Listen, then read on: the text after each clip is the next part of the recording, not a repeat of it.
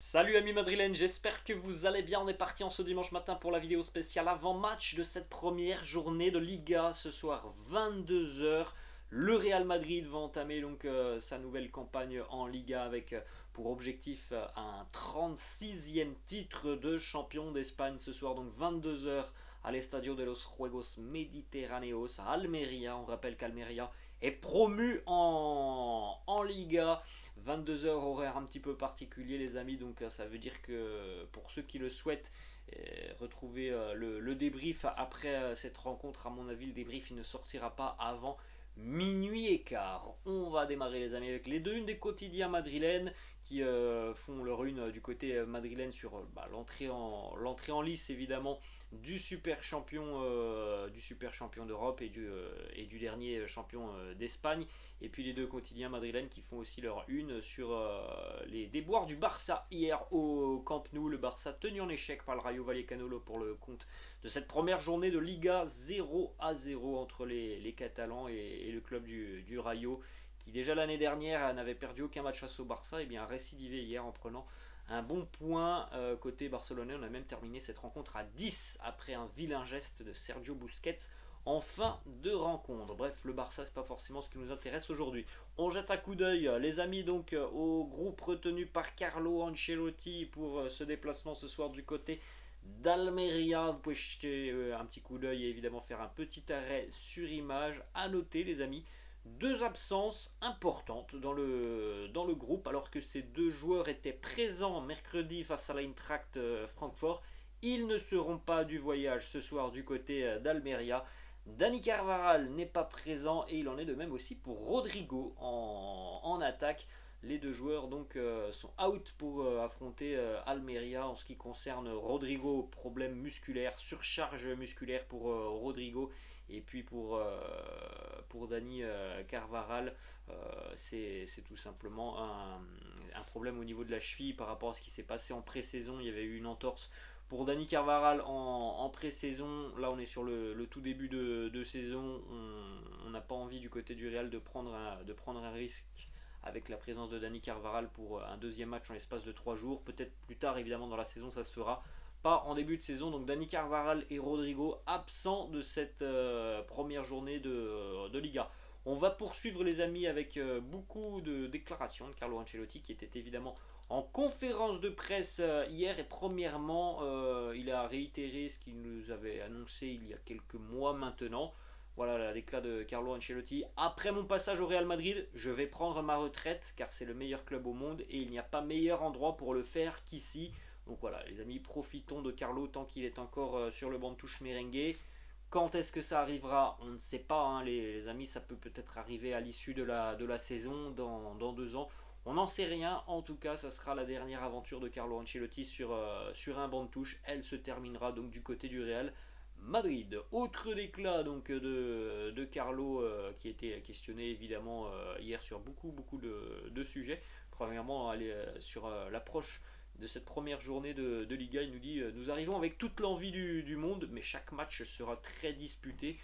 Voilà, les amis, en général, les premières journées dans les championnats, ce sont des matchs où l'écart de niveau peut être un petit peu réduit parce qu'il n'y a pas forcément toujours la même préparation et c'est quelque chose qui peut être un peu pénalisant pour les grosses écuries les premières journées de championnat. Il y a pas mal de surprises parfois, attention tout de même et soyons vigilants face à cette équipe d'Almeria qui évidemment sur le papier est très inférieure à celle du Real Madrid, mais voilà, on sait ce qui peut se passer sur des premières journées en championnat, donc il ne faut pas tomber dans le panneau ce soir. Ensuite, autre déclaration de Carlo Ancelotti qui nous a parlé beaucoup notamment de la Coupe du Monde qui pour lui va être quand même un élément assez important dans la gestion de cette nouvelle saison. Il nous dit, Carlo, premièrement, j'ai un effectif qui est très fort. Il faut garder tout le monde motivé.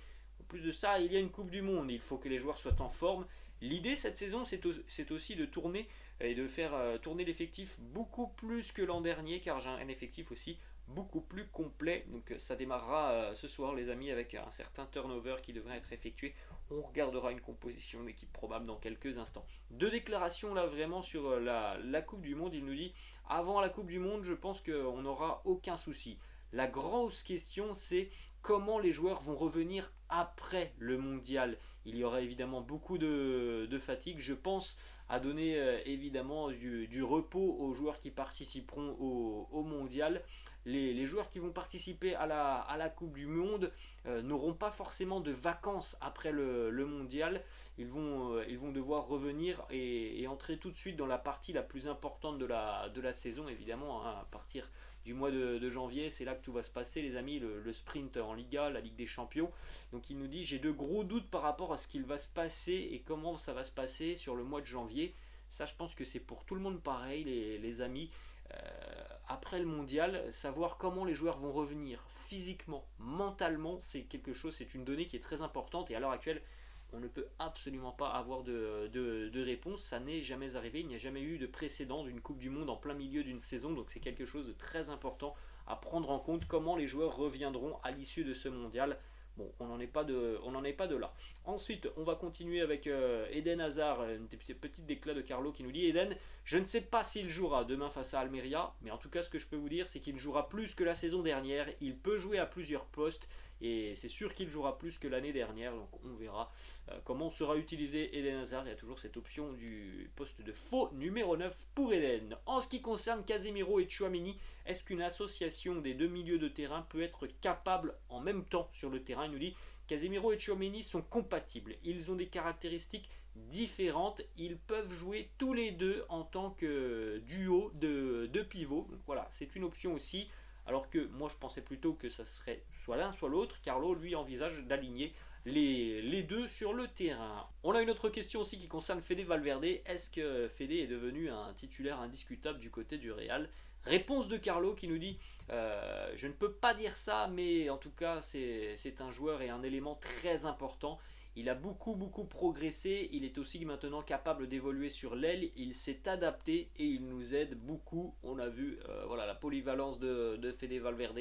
Sur certaines rencontres, ça peut être un élément très important. Je ne pense pas que ça soit un titulaire indiscutable à l'heure actuelle, hein, dans l'esprit de Carlo. C'est en tout cas un joueur qui fait partie complète et intégrante de l'effectif. Il y a encore quelques mois en arrière, on ne pouvait pas forcément dire ça. Maintenant, c'est quelque chose qui est acté, hein. Fede Valverde a un rôle très important. Ensuite, dernière déclaration de Carlo sur notamment le mercato. Est-ce que Dani Ceballos et Marco Asensio seront encore au Real dans 3 semaines? Il nous dit, Carlo: je dois évaluer le moment présent. Ils sont là et ils travaillent très bien. C'est valable pour tout le monde. Je suis concentré sur l'équipe que j'ai. Si quelque chose change dans leur tête, nous nous adapterons. Donc voilà, pas forcément d'informations, hein, les amis.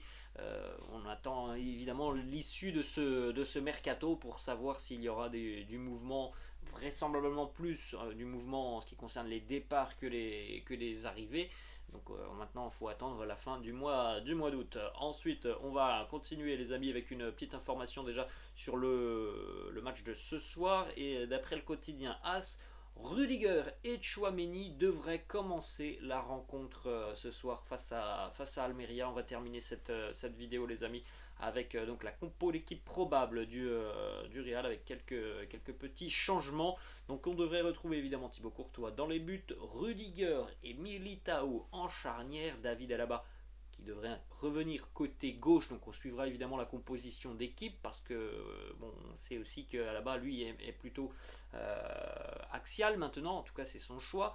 De l'autre côté, pour pallier à l'absence de Dani Carvajal, on devrait retrouver Lucas Vazquez au milieu de terrain. Donc Casemiro pourrait être sur le banc et ça serait Tchouaméni qui le remplace.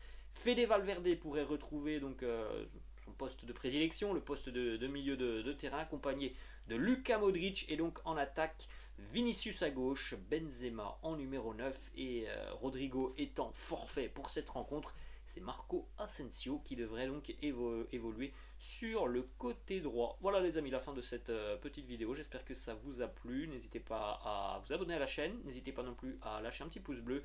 Et pour ceux qui le souhaitent, les amis, on se retrouvera très tard dans la soirée pour le débrief de cette première journée de Liga. Moi je vous laisse les amis, je vous souhaite une bonne journée et puis je vous dis peut-être à ce soir. Ciao!